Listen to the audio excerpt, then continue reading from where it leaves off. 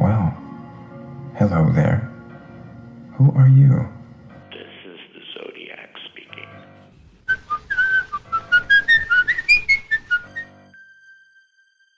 Killing must feel good to God, too. He does it all the time. And are we not created in his image? We all go a little mad sometimes.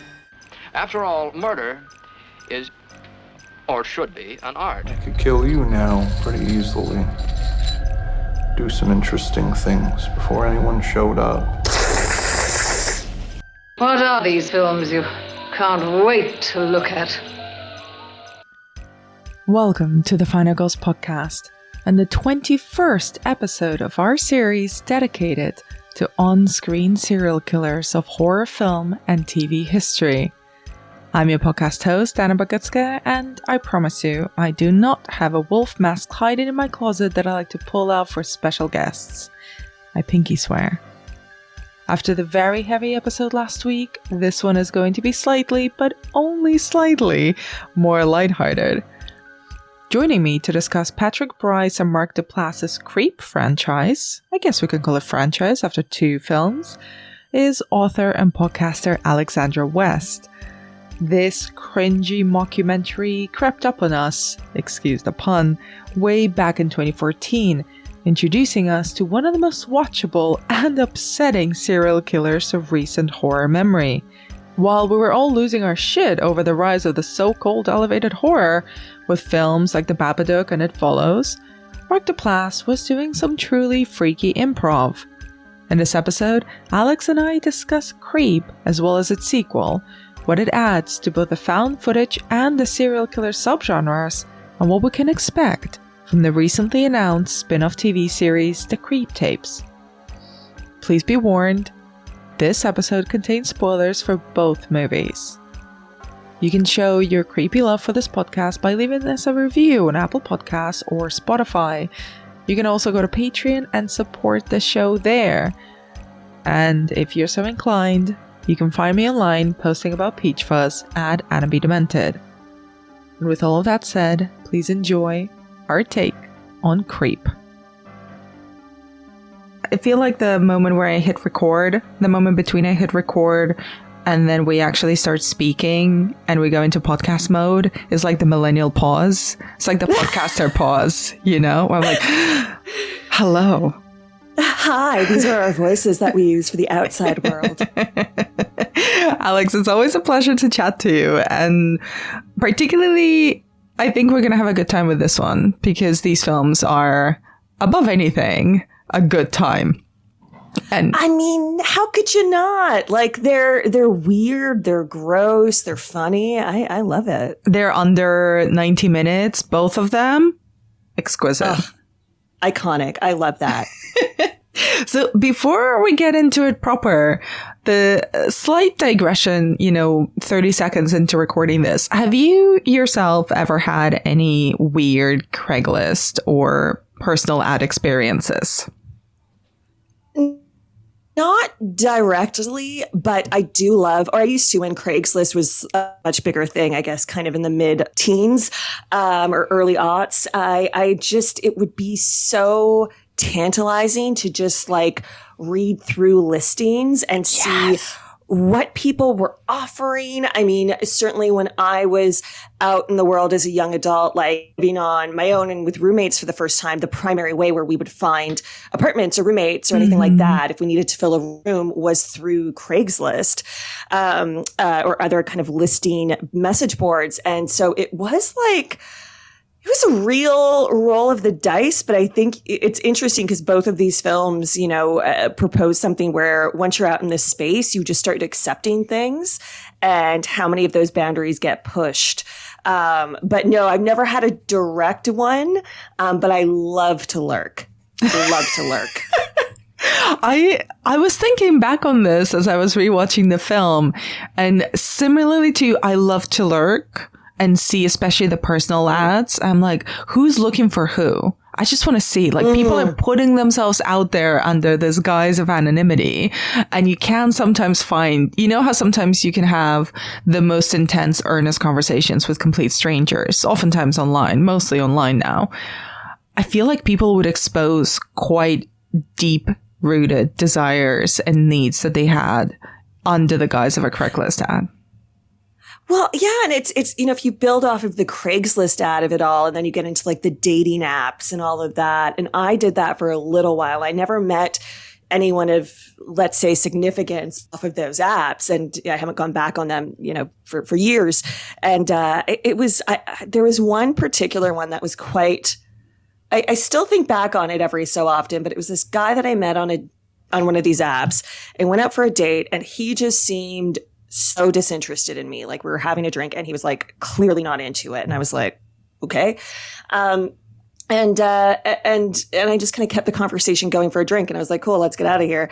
And I think he meant like, oh, back to his place. And I was just so like curious about why this guy who seems so disinterested in me would like ever want to spend more time with me. And so we did go back to his place. Nothing happened except he did dance for me. Oh my God, you had your own peach fuzz moment? I had a peach fuzz moment, and it was really weird because in Toronto, like, it's very rare to have a single man, or seemingly single man, to have a whole house to himself, but it seemed like he had a whole house to himself. But like, it was very sparsely furnished, and each room might have like one or two pieces of furniture in it. And I just like, literally, like, Anna, what was I doing? I think I was just so intrigued by like, what the fuck is happening? My curiosity got the best of me. And then he just sat there, he put on some trance music and started dancing for me. And I could handle it for about 5 minutes, maybe. And then I was just like, wow, look at the time. Called a cab, because we didn't have Uber back in those days, and got the fuck out of there, like, ASAP. That is perfect. That is, we've all had those experiences. You do it for the story, you do it for the plot, you do it so that you can tell the anecdote, lunch out on the anecdote in bars and on podcasts for years after the fact. Yeah. We'll never know what happened with Toronto Peach Fuzz, but I'm sure he's very happy in his empty home. I wonder if he has watched Creep. Oh, I think that would be too close to home for him. But I don't know, maybe. I do feel like everyone should watch Creep, but that's just me. So a completely unexpected and perfect segue into the films that we're discussing in this episode. And before we get into both Creep and Creep 2, what do you think of when you think of a movie serial killer, Alex? They are such an interesting space to exist in film or in television, whatever piece of media you want to consume, because they are based in reality. There are, and have been, very real, very prolific serial killers, for, almost all of recorded human history. But they are very, very uncommon. So like 99.999% of us will never, ever run into a serial killer. Yet they've been kind of, it's like almost borderline glorified in their kind of mythos and what they've done. And like, these are the closest thing to a real life monster we're ever going to get. So there is this kind of glean of fascination on them, despite them being, evil and disturbed and unstable. Like, there is a kind of magnetic draw to them for a lot of people. So they occupy a really interesting space that's like, they're real, but also we as a culture, society have elevated them to a really unusual space and in our collective imagination. So I am always intrigued by a serial killer movie. Tell me there's a serial killer. I want to know how it's going to be handled. I want to know the mythos around it. I want to know how, like, if there is a procedural element to it, how that's going to be handled. Like, I'm pretty all in as a critic on these serial killer films, because I think they really awaken something very primordial within us. I couldn't agree more. And how do you think Creep uses that core fascination that we have with the figure of the serial killer and the serial killer movie and updates it or twists it around a bit or makes it particularly unsettling or even comedic, depending on how you look at it? I mean, it's all of those things kind of all at once. And I think Creep is such a great example in the serial killer subgenre because it's not a procedural. Mm-hmm. You're just in like essentially what you come to realize the victim's gaze for so long of it as he begins to uncover who and what Joseph is. And even at the end, you're still very uncertain and very unclear. So it's really distinct from so many other serial killer films. And I think it needed to kind of go in that direction as a subgenre. Like we've got so many incredible procedurals and studies of like the killer. And this is something that's kind of, again, it's in a weird space that it's not one or the other. It's its own beast in a way. I think the title is so apt, but also misleading. I mean, Anna, as two women in a film critic's life and circles, like how many times have we used the word creep to describe dudes who we feel uncomfortable around, who make our friends feel uncomfortable? Like it's very common language, yet it's very evocative and I think very appropriate for which to describe Joseph in this film. And I guess he becomes Aaron in the second film. But it's so like it's this line from like there's socially acceptable creepiness that we all just kind of distance ourselves from. And then there's like, oh, this is much deeper and darker than we could have imagined. Totally. And I think it plays with that from the title, but also in the first film in particular, because the whole serial killer reveal comes very much at the end. Up until then, it's just a very unsettling, but probably, or on the surface, harmless man who is just weird. He is just creepy, but not in a way that is, until the end, violent. But he does have that energy, similar to your own experience with your own Toronto Peach Fuzz. It's like, there's nothing, bad going on here, but there's bad vibes all around the situation. And the entirety of the film, if you watch it without knowing what the twist is, it is just unsettling. It's sort of like a weird exercise in discomfort comedy or cringe comedy, right? Something that Nathan Fielder would then perfect and elevate to a completely different level.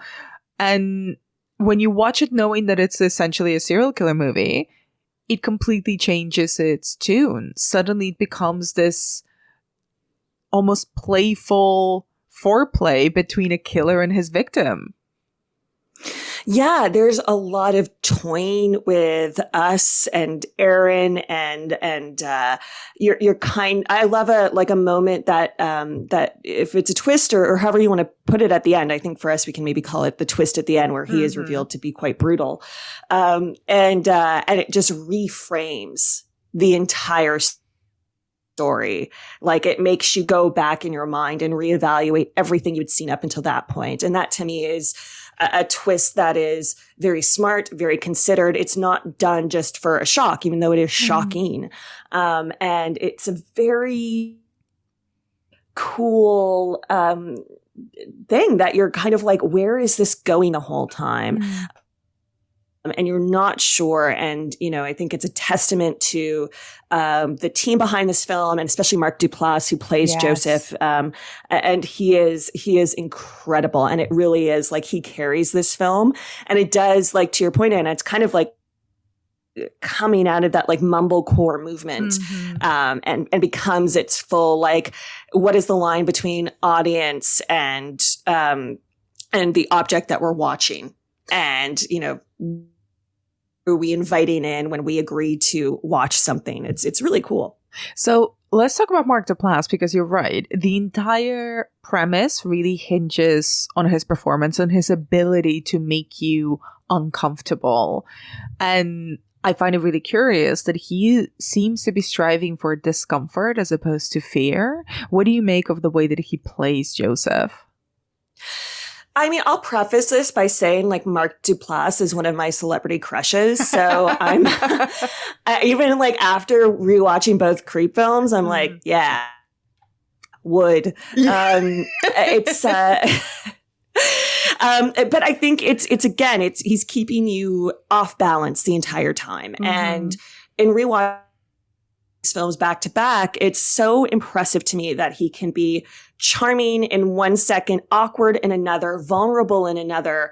And then he does this incredible thing where his eyes just kind of change. And it's almost like they go black, like a shark's eyes. And it's like he's kind of like narrowing in a little bit. And it's like he's encroached a little bit more. He's passed another boundary. He's made either, Aaron in the first film or Sarah in the other one, and in Creep 2, just like he's pushed that boundary with them. Mm-hmm. And he's like, okay, I got this far, and now I'm going to go this far, and now I'm going to go this far. And it makes you wonder, like, again, what are our social contracts with each other? And it's again, all these seemingly innocuous actions that can often be very big actions within the film. You're very unsettled by them. And I think, he does a great push and pull with this part of, charming and vulnerable, drawing you in, and then being very uncomfortable and pushing you away, but then drawing you in again and seeming harmless. And it's truly, I think, one of the great horror performances. Oh, 100%. And I don't think enough people talk about it as a great horror performance because, like I said before, once you know what the twist is and you're seeing it through Joseph's perspective, he is very unsettling in the way that he's performing vulnerability for the camera, for Aaron, in the way that he's toying with him. And I was really struck by the scene, not the one where he does the very overtly weird things, like put on the Peach Fuzz mask and dance around, right? But the one where he forces Aaron to turn off the camera and the screen goes to black and he just makes up this rape story. Like he outs himself as raping this fictional wife that he's made up. Or when he, the whole premises of him is that he's contracted Aaron to film a video for his child because he's dying of terminal cancer. So that all of these scenes that he concocts to just be able to perform a little skit for Aaron, for the camera, to kind of elicit both his sympathy at first, then sort of have his obedience, have his admiration when he offers him a whole bunch of money, claiming that he's super wealthy. Like, he's almost trying to push him, and perhaps by extension us, the audience, to be like, which part of me, which skit, which performance, which mask do you enjoy the most? And that's the one that I'm going to stick with. And when in the epilogue, which I find to be genuinely the one kind of true moment of Joseph in the entire film, he's very entertained by the fact that Aaron would not defend himself when he knew he was going to get killed. And it's so cold and dead-eyed. Well, it's funny because, I agree with you. I think those final moments are the true Joseph or whoever he is, whatever his real name is.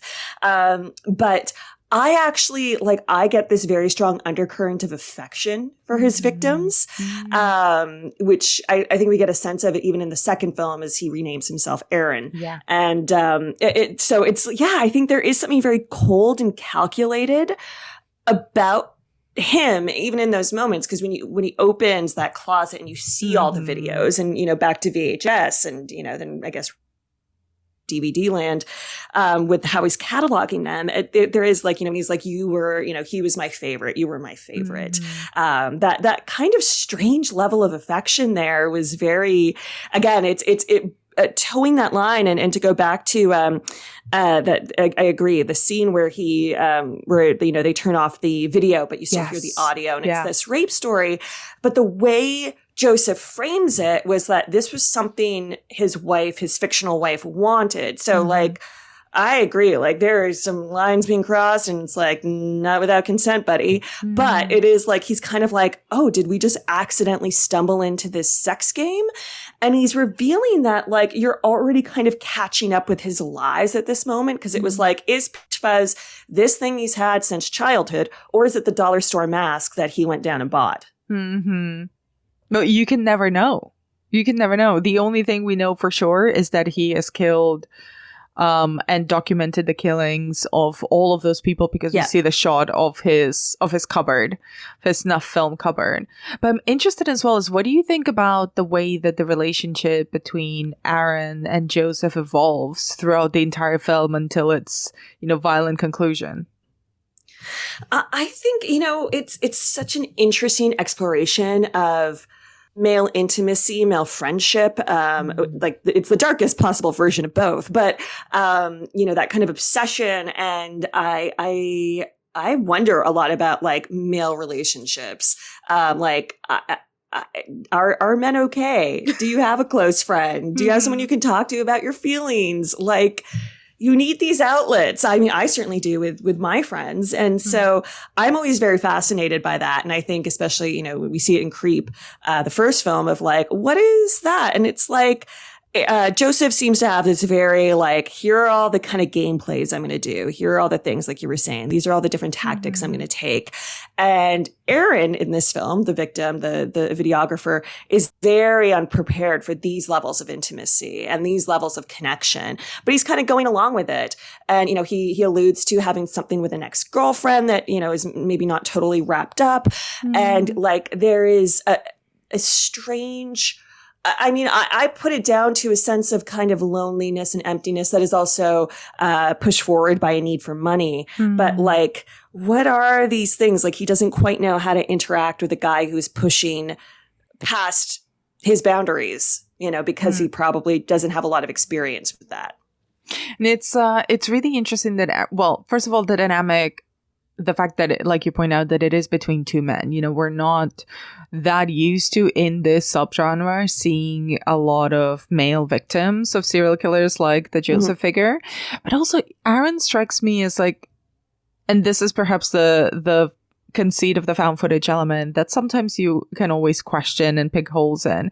But he seems to be such a passive character that is only really activated by his camera. Like, he only really seems to get up and do anything, try to push himself outside of a moment of danger if the camera is on him. Like, there's little things implied about him, but I think that the fact that the camera is always there he feels like it's a protective measure almost. And the fact that in the final scene, he leaves the camera filming, even though he knowingly puts himself under the fucking axe, is the thing that makes me feel that, just like, oh, if it's filmed, then it exists. If it exists, then it's happening, but that will protect me. Somebody will find this footage and, justice will be served or whatnot. But it won't. That's not the reality in which this film exists. Absolutely. And I think, as you watch this film, you realize that anytime Mark Duplass is speaking as his character, it's probably a lie. And totally. so much of this film is based around dialogue, but the necessity to capture stuff, because that's real. Like, the facts of the film are like, this guy, Joseph, hired Aaron, paid him money. We see him get money, go to this house. We see the house. They have several like ongoing increasingly bizarre interactions with each other over this like 24 hours. And then, the other real stuff we know once Aaron gets away from him is like, then he starts receiving these videos. And then we finally know what happens to Aaron because he captures it on film. So the visual is real, whereas the verbal is completely untrustworthy. I love that. And how do you think, kind of then following on for that, how does the film actually use or play around with the conventions of found footage in its direction to maintain or release that unease that builds throughout the entire film? Yeah, it's a really interesting entry into this subgenre, and it's because it starts with a lie, and it's not like someone going out there to uncover something, to try to solve a mystery. It's like Aaron in this film got hired for a job, just as Sarah gets hired for a job in the next film. And, they're being hired to do this thing that eventually it's not a source of livelihood because of the money they're going to get. It's a source of livelihood because of they need it to protect themselves. And I think that dichotomy is really what the found footage genre needed at this point, especially when Creep, the first one, came out in 2014, because we'd been seeing a lot of it. We had a deluge of found footage, it felt like, at that time. Here's something that was a little bit different, and that you were capturing the monster on screen constantly. Like, he's constantly in the film. You're so right. And he is in front of us, and he's doing different things, and he is performing himself for us. And again, the second film goes into that even more. But, you know, it's not the Blair Witch out there hiding in the woods, you know, banging branches together. It's like, it's right in front of us, and we have to constantly negotiate how we feel about this person. How safe do we feel? Does he seem calm? Does he seem happy? At what point would I leave? Could I leave? And I think that the kind of onus it puts on an audience is really, really interesting. What do you think is the role of the audience then? You know, because there's this thing that I was wondering as well. Who is you mentioned the title of the film, of this series really before, but do you think that it's pushing us towards think of ourselves, of the audience, as the real creeps for indulging in this and watching this? I think so. I think there's a really strong correlation between that, because, you know, it feels increasingly like our lives are centered around voyeurism. And, you know, we all have like the internet in our hands with a smartphone, or a lot of us do anyway. And we can, you know, go on YouTube and go on TikTok and go on Instagram and like start to see all these different paths into people's lives. And there is like, I'm a super curious person, and I like having that boundary between, you know, myself and someone else. Like, I can just watch them. They are performing for me, even if it's they're performing their lives. Like, just because I'm curious, I want to know what's up with that.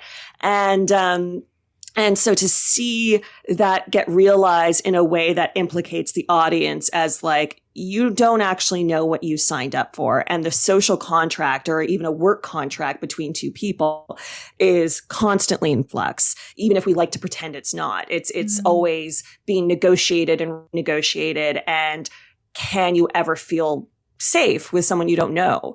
And, you know, what is protecting you at any given moment? And what are you asking of the people who kind of put themselves as a barrier between you and what you're watching, if there is one? And before we get a little bit more into Creep 2, what do you think of that ending, which is the one act of violence that we get in the entire film? How do you think it plays out? And particularly the direction of it, which is so unlike the rest of the film. Yeah, because the rest of the film, it's, you know, handheld or slightly stationary if he's trying to set up a shot. Very close up as well. A lot of just like, you know, very intense, almost distorted close-ups of Mark Duplass's face. Yes, and it's all very, you know, it feels like there's a propulsion there. Like, it's kind of something is carrying us forward, if only to understand who the hell this guy actually is. And I still feel like, and I've seen Creep a number of times, and like, I still have a very visceral memory of seeing that ending for the first time. And it was like, you're kind of, again, you are like strapped in, you're being forced to watch this. If you're already this in, it's kind of hard to turn it off, because you're like, what is the culmination of this level of general disturbedness? And it is that. And it is this incredible long shot on a beautiful sunny day in a public park. And this guy gets a fucking axe to the head. And then I love also that it immediately follows with, you know, a great jump scare. And then, Joseph just kind of commenting what everyone is probably thinking, like, why didn't you turn around? Why did you have your back to me? Did you trust me that much? I'm kind of touched. You know, it's a great kind of, again, it's implicating all of us that we are having, or certainly I did, a very similar thought to a serial killer as an audience member. It's very, again, it's subtly yet very overtly layered, but it's so effective and it's so clean. And it's like an arrow that hits the bullseye. It's like, God damn it, there's no other way this ended. Totally. And honestly, I was thinking rewatching this, obviously Mark Duplass was already a familiar face on the screen and was kind of one of the breakout, you know, stars of the mumblecore movement. But I think if it wasn't because he was already well known as an actor, and as a creative figure in cinema and TV and so on, this would have had the same effect as the Blair Witch Project.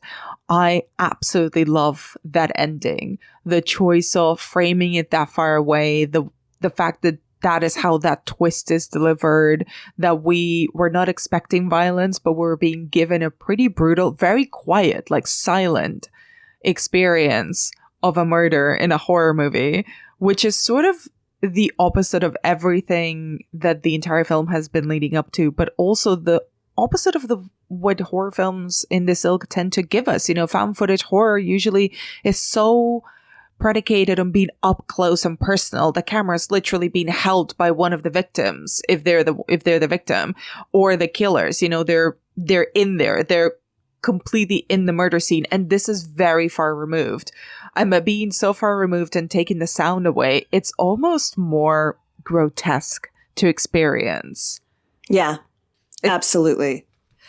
It again, and then like when he kind of runs up to the camera again, you get that last jump scare. It's just such a like, again, it's a real question of like, what do we as a horror audience expect in these moments? And is this really what you want? And we're going to give it to you, but we're not going to give you a lot of breathing room outside of it. And so I think it leaves you very rattled, very unsettled. And, it's shocking. It's, almost austere in some ways, but Totally. Also then kind of gets, messy and awesome. And, again, I thought it was so smart, and I didn't see it coming, but then again, it's an ending where you don't see it coming, but you're like, how else could this have ended? There's no other way. Yeah. And let's consider the sequel, Creep 2. How do you think it, because it cannot play the same trick once. It cannot suddenly have a twist ending about Joseph, who in the sequel is renamed Aaron, and kind of reveals this pattern that you've alluded to before of him sort of taking on the personalities or the names or the properties of his previous victims. How do you think it rounds out the character of Joseph? I mean, it's you get a much deeper sense of this person as a serial killer who's been doing it for so long, and that he has so many victims, he has a method, but yet no one's tracking him. Like there's no Will Graham out there that's onto his, tail seemingly. He's just out there doing it. And the kind of existential, almost midlife crisis that he is going through, I think, you can look at it as, a bit of, what does it feel like to be a creator, a performer? It's like, I think there's a lot of more metaphors that you can kind of weave throughout Creep 2. And then also like, what does intimacy and partnership look like, in a field, whereas you kind of come to understand, this character of Joseph a bit more in Creep 2. It's like, who is he and what does he have around him, and where does he draw pleasure from? And it's not a lot. He's kind of on his own, and you begin to realize, who is a serial killer if, there isn't someone chasing him, if there isn't someone he is terrorizing. He doesn't have, let's say, a rich inner life at this point. Well, he doesn't have any inner life at all. And I think the serial killer with a midlife crisis is a really fun, near comedic premise.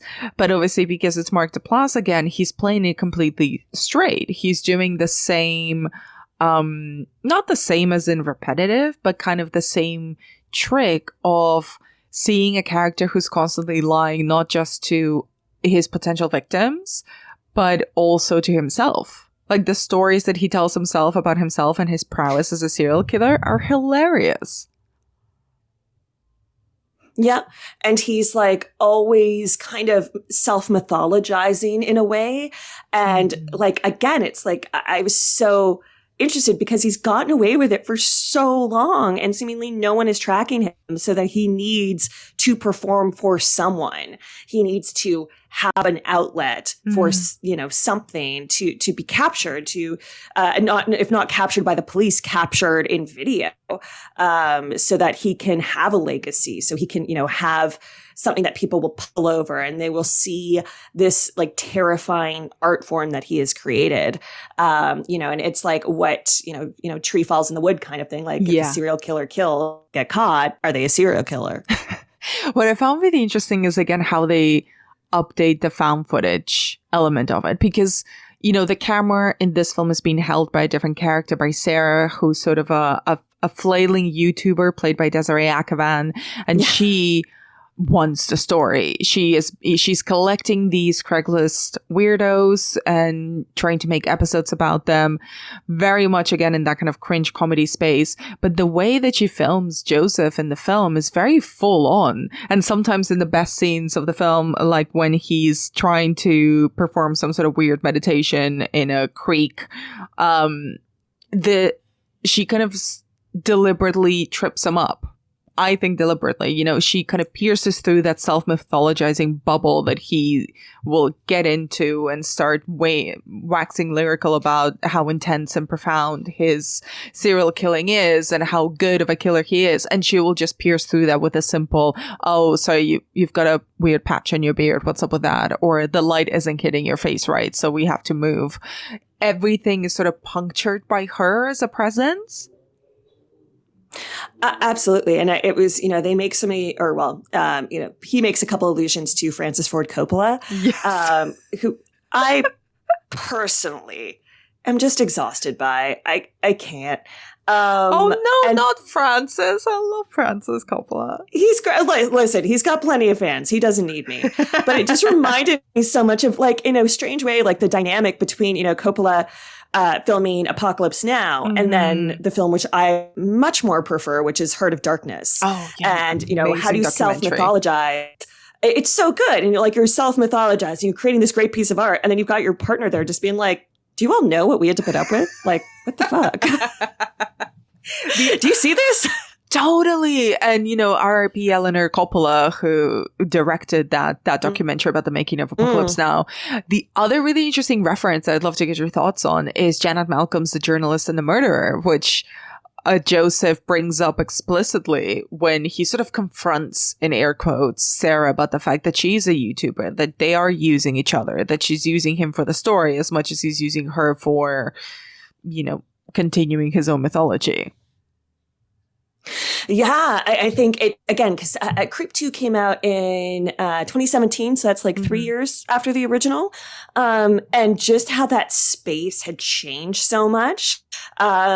Because I remember seeing Creep 2 when it came out and being like, yeah, no, this makes sense. The YouTube personality, the creator, that had become or was becoming a viable career option, a way to make money, a way to, create your own platform or exist within this much larger platform and, have a space and a brand with which to promote yourself. And so there is a kind of pariah-esque quality to her. And it was, even when it starts and we see a little bit of her work, I was, every time I've seen it and rewatching it this time, I was like, that's not cool. These people are just trying to find help and connection and meaning, and you are utilizing that need for intimacy or that vulnerability to serve yourself. So I was, it's an interesting commentary between the two of them, between Joseph and Sarah of who are you really and what are we really doing here and who is playing who? And I think this whole movie is really a cat and mouse, and you're not sure who's the cat and who's the mouse at any given point because they really are playing with each other. And it's, you get those moments in the hot tub that's are you gonna do it? Because it's oh dear. I mean, again, maybe we all know now that I have a crush on Mark Duplass, but I was oh, okay. And then I feel the film kind of takes a turn when he's got that, really great scene with her when he talks about, never been kissed. And I should have made that movie because I've never been kissed. And it's that to me is where I'm that's where he gets the upper hand. Oh, absolutely. And let's talk a little bit about Sarah as a character, because she's a lot more, I find her distinctly more compelling than Aaron in the first film. She's also very actively performing for Joseph and then for us through her camera. So she's switching gears very visibly. What do you make of her as a character? And does the fact that not only the gender flip of having now Aaron's foil, of having Joseph's foil being a woman, but also a woman who's sort of using him as much as he's using her, does that deepen that tension between these two these two characters. Absolutely. And I think, again, to have that gender flip, I think the gender flip is something that needed to happen, because even at the start of Creep 2, we see another male victim, which again, I think is really great. But like, how does this man interact with a woman? Because he speaks about women a lot, but we don't ever really meet anyone. There's the phone call in the first film, which is, really terrifying, from his wife/sister. Mm-hmm. But in this one, it's like, I think there is an element in Sarah where, even though I'm kind of like, I don't necessarily agree with what you're doing, how you're doing it, from like her kind of premise as a creator to start with. Mm-hmm. I do think there is something about her gender where, I related to that, where you are not ever fully giving your full, because as a woman, we are taught to always be fearful and to be on alert, to create safety and boundaries and like have exits. And, it's something I think a lot of us have been raised with. So it made a lot of sense to me that she is like, I have plans, I have tactics, I have things that I can do that get me out of situations that I'm uncomfortable with. And I don't ever fully give my full self to something until I feel really safe. And I'm not going to be easily rattled. I have my armor up all the time. Totally. And I think there's, the most entertaining moments for me are the ones where Sarah really flips it on him. He tries to do the same little jump scare. She doesn't react. Yes. And then she scares him by coming out of the bathroom. He tries to rattle her by, within the first 10 minutes of the film, being like, well, I'm gonna get fully naked. And she's like, okay. Yeah. Oh, okay, I'm gonna do the same. What now? Yeah. Okay, thank you. Great. We're moving on. The only moment where we really see her unsettled, I think, is again in the epilogue, where we just see the character who has survived somehow wandering around New York, and she sort of looks directly into the camera for the final second of the film and realizes that she's being filmed by Joseph. We don't see him. But that is the one moment, I think, that we get to see her scared. And I'm glad that it's just that one split second, because everything before then, she is very much in there for the story, but also fully alert at all times and much more equipped to like play off or match Joseph's energy. And I love that about her. Like, she is not, if she's scared, she knows to never demonstrate fear in front of him. I mean, absolutely. And I think it's very telling of a woman in a big city, as myself, a woman in a big city. Same. I lived my whole life in cities.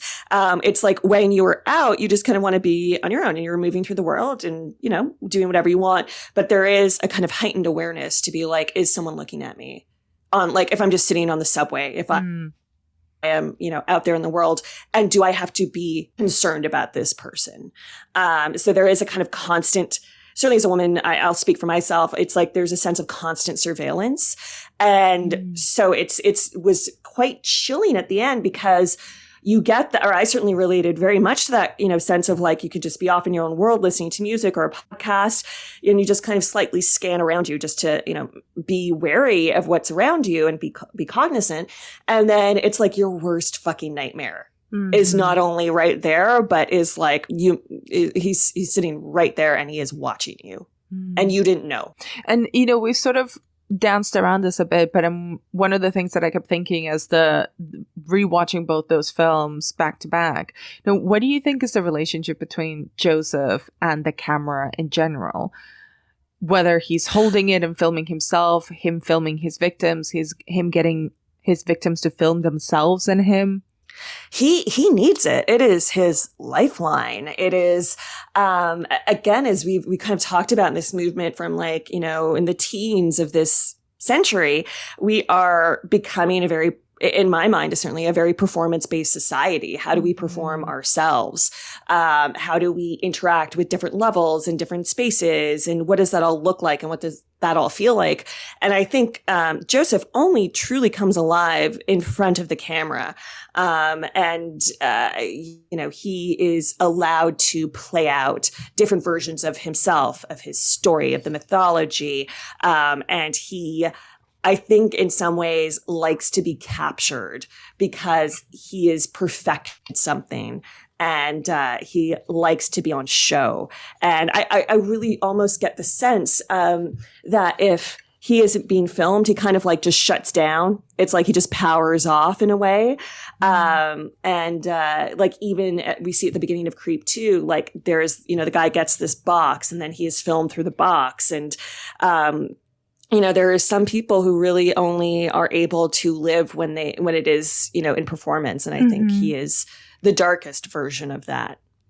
And, you mentioned quite rightly, like how we all exist among screens and are constantly performing online or, for the internet, for an imaginary audience.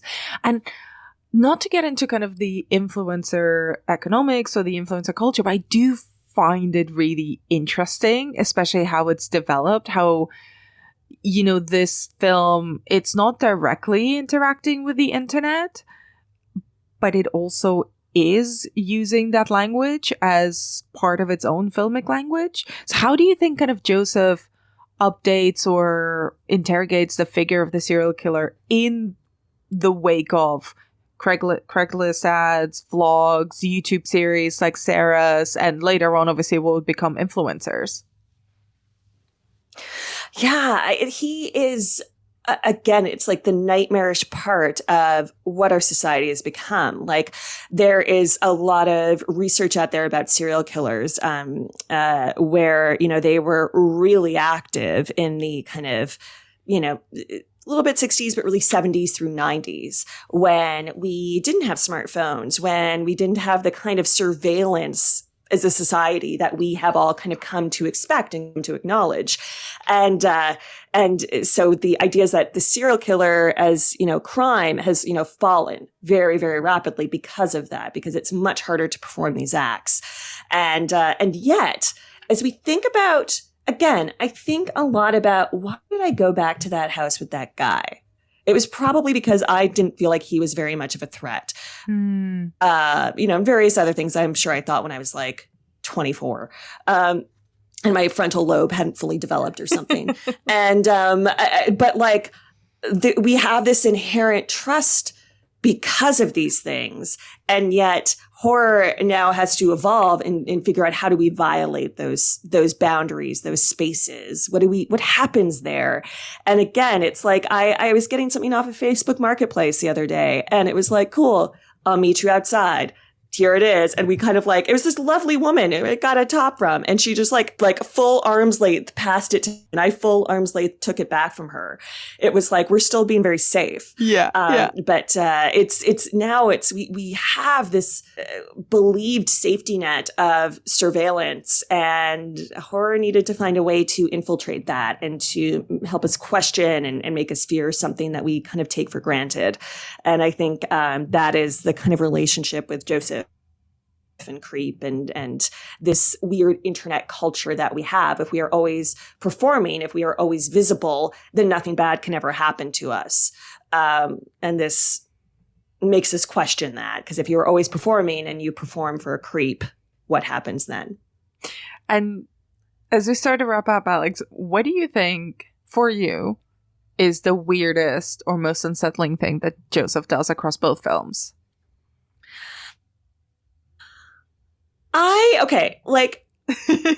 So it's you could make an argument for like every second that character is on screen. But yes. For me personally, it is the full-throated defense of that movie, My Life, when he's still having this, like, I'm a dad with cancer and I'm never going to meet my son, which is so like funny and terrible. But I think really, if I'm like really in the shoes of either Aaron or Sarah, it's when they are when he's out in the woods with Aaron in the first film, and they like see the heart motif again kind of comes back up in the second film with the locket. But he's out there, and Aaron is quite rightly asking at a certain point, like, how do we get back? And she's like, I don't know. And Aaron has to play it cool. Joseph is his like lifeline at this point. And it's like at that moment, I think you understand how quickly and how deeply Joseph has isolated Aaron. He's ignored all of the warning signs, and now he's out in the woods with this fucking guy who is an absolute weirdo and has no sense of safety for himself or Aaron possibly. Again, how much do you believe is a great question to ask at any point in these films. But that is like the moment where I think I realize how quickly and how deep this has gotten and how unsettling it really is and how unsafe it feels. I think for me, it's in the second film. And I completely agree with you. You could just make an argument for almost every single scene. But for me, it's when he gives Sarah the locket that he made for Aaron, which still has both of their pictures in it. And he does a big show and dance about giving this locket to her, about their special connection. This is, by the way, when he's leading her into an open grave that he dug for her and tells her that she's going to have to kill him, and then they're both going to be in the grave. And he gives her the socket, and he's like, oh, sorry, it's got a picture of another guy in there. You know, I didn't have time to put our pictures in there. And I just remember thinking, even within this man's mind, everything is a power play. And this is another power play where, like, he spent this entire time that he's spending with this woman kind of buttering her up, not that she's buying it, into thinking that she's so special and that their connection is so special and so unique. And they're almost like wired in the same way, right? Because I think she's really mirroring him very deliberately. And then he does this just to put her down a peg, you know? Because if he's buying the fact that they're sort of so in sync, he's like, oh yeah, but by the way, you're not special. There was others. And here's the one that was my favorite. That is a very good point. And I mean, let's not forget that it's Patrick Bryce who directed the first one and the second one, who plays Aaron. So, I mean, you know, if I was the director, I'd also be like, I am also Mark Duplass's favorite. So, but yeah, I totally agree. It is such a weird, nagging moment in the film. And again, it's he's always kind of got you on the back step. Like when you think you know what's going to happen, it's you don't actually know what's happening and you don't fully understand who this person is. And that can always be incredibly shocking and terrifying.